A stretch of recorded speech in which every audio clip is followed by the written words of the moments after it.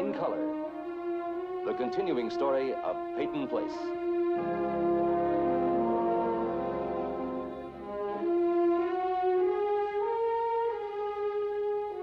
Starring Dorothy Malone as Constance Mackenzie, Ed Nelson as Michael Rossi, Ryan O'Neill as Rodney Harrington, Barbara Parkins as Betty Anderson, Tim O'Connor as Elliot Carson, Christopher Connolly as Norman Harrington, Patricia Morrow as Rita Harrington, James Douglas as Stephen Cord.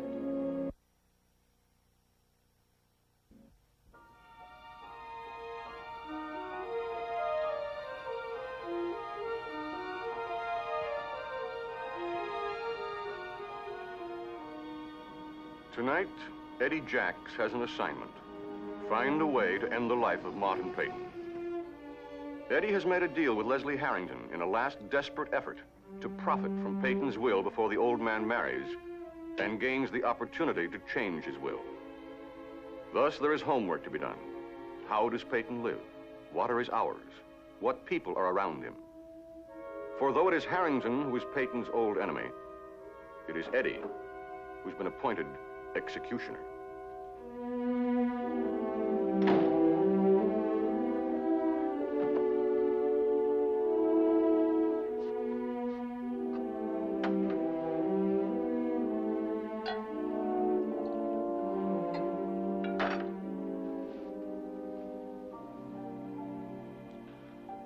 Love, your magic spell is everywhere.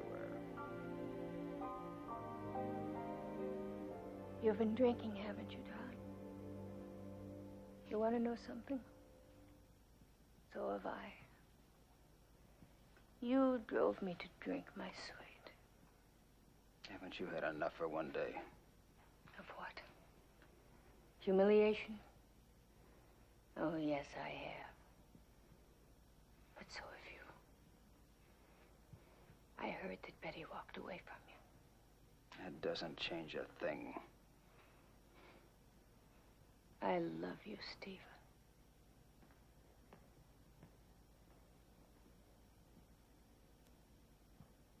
I love you. Is that what you called it with Mr. Foster? And all the others? The legions of others? You'll have to excuse me. I'm a little bit touchy on that subject right now. Oh, come on, come on. It's a little late for that. Do you know I was never ashamed of my life before? You still aren't. I never dreamt I'd meet somebody like you. I gave up. Save it for the popes. I need you, Stephen. And you need me. The only thing you need is a well-ruled account book. All right, I'm rotten. Well, where did Betty go after she left you? Who did she run to? Get out of here. Oh, Stephen, don't you understand anything? Don't you know why you keep trying to hurt me? It's because way deep down you want me so much you hate the thought of it. Well, I should hate you, but I don't. And Betty should love you, but she doesn't. So why don't we try to face things as they really are? I have faced things as they really are. I see a man who's thrown away the only good thing that's ever happened to him. And I see what he threw it away for, and I'm sick inside. All right. You know what I see? I see a man who's put away passion because it's untidy, because it interferes. And I see a woman, only she's not a woman, and she never will be. All right. I used to sell myself to the highest bidder. Well, isn't that exactly what Betty's doing now? She went back to Rodney because that's where the money will be. What's the difference in what she's doing now and what I used to do? You show me what makes her more respectable. You show me. Oh, you. There's no difference. Only that she walked away from me. I'm here.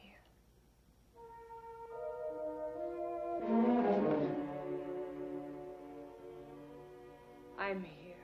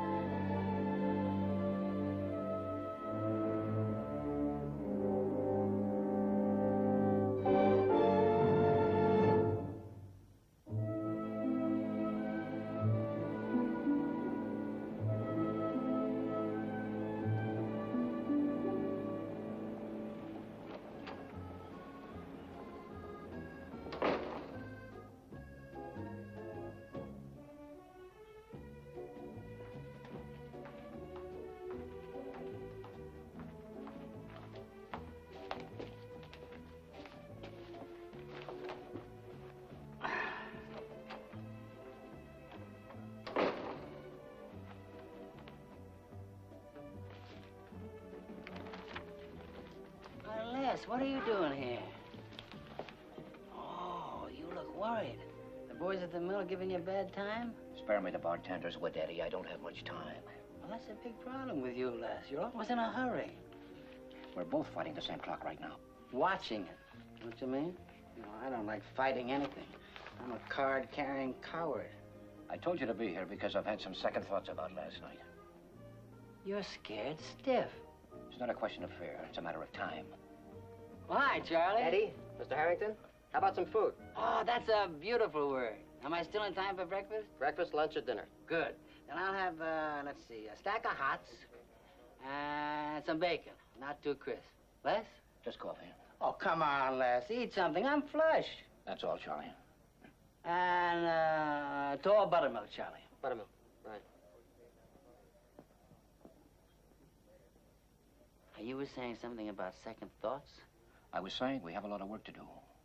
There's a lot of information we have to have before we commit ourselves. You really are uptight, aren't you? We're a long way from the winner's circle, Eddie. We have to know every move that's being made in that house at all times. Well, you relax. You keep this up, you're gonna sand my skin thin, too. Now, I got things rolling right after we talked last night. I staked out the house. I know what time the lights go out. So? And that Van Leyden dame, or a lady, you know, the one we were worried that Peyton was gonna marry. Well, the way she was holding hands with that Cord guy, I should think it'd be Peyton who'd be worried. She was with Stephen. Like there was no tomorrow. That's all very interesting, Eddie. But I'm not talking about the kind of information we can get from any peeping Tom. I'm talking about Martin Peyton's daily routine. When he goes out, when he's with people, when he's alone. I'll work on it, but it's gonna take time. We don't have the time. Then we're gonna make it. Not necessarily. You know something I don't? Not me. Lee Weber. The kid who drives the hearse? He can tell us what we need to know, Eddie. How? Driving that car and keeping it polished are the biggest things that ever happened to Lee Weber. So? So he's just another lackey in the old man's eyes, but not his own. He sees himself as the right-hand, indispensable man. There's nothing Martin Peyton ever does that Lee Weber doesn't consider himself a part of. And you want me to pump him? Full of every ounce of hot air in you. You know, Les, you might have got to the top of that business you run without marrying the boss's daughter. Get to Weber, Eddie. You got any suggestions as to how? He likes the tavern. Make him like you. Well, that shouldn't be so difficult. I'm a likable guy. That's why we're partners, isn't it? Get to him. Feed his ego. Let him talk. Well, I'll tune you in as soon as I turn him on. We're a funny pair, Les. You and me. Now, you've got your reasons for wanting to hurt Peyton, and I've got mine. Your reasons are all named Les Harrington, and all of mine are named Rita Harrington. I'll see you.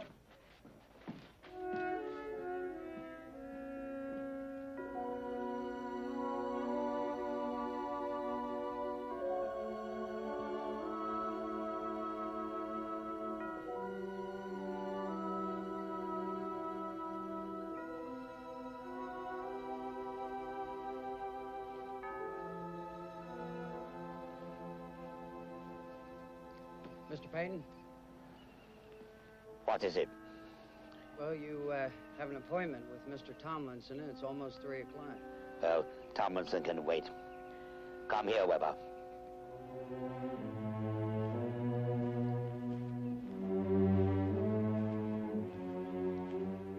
Sit down. Well? That's better. Now then, how good an actor do you think you are? What do you mean? Well, I mean, how successfully do you think you could pretend to be something you want? I still don't know what you mean. The point is, Weber, could you do it? Well, yeah, I suppose so, but what is it that I'm supposed to pretend to be? Disloyal to me. You're kidding. Yes, I need some information. You're going to get it for me. Why? Eddie Jacks is why. I want you to get close to him. Find out what he does, who he sees, what he wants, everything about him. Now, he won't let you do that if he thinks you're loyal to me. Now, do you think you could manage? I guess so. You know, I could kind of hang around the tavern and shoot my mouth off a little bit and make the fellas kind of think that I have a few gripes about the way you're treating me. Exactly. And I imagine you've had some practice. That's not true. Oh, come now, Weber. Surely you must have some genuine gripes, as you call them. I'll take it back. I do have one gripe. You never really seem to trust me. When are you going to start? What do I have to do? Well, if I seem slow in placing my trust, Weber, you must understand why. They've all let me down, one after the other. My daughter Catherine, over there, her sons, Rodney and Norman. And Stephen. Yes, and Stephen. Catherine's sin, her living sin. My family has been a total disappointment to me. That's no reason to think that I'm going to let you down. Perhaps not. But you'll have to be letter perfect with Eddie Jacks. He's no fool. He's small time, you even said so yourself. But he's desperate. And desperation makes a man of that type cunning. I can handle him. Well, we'll see.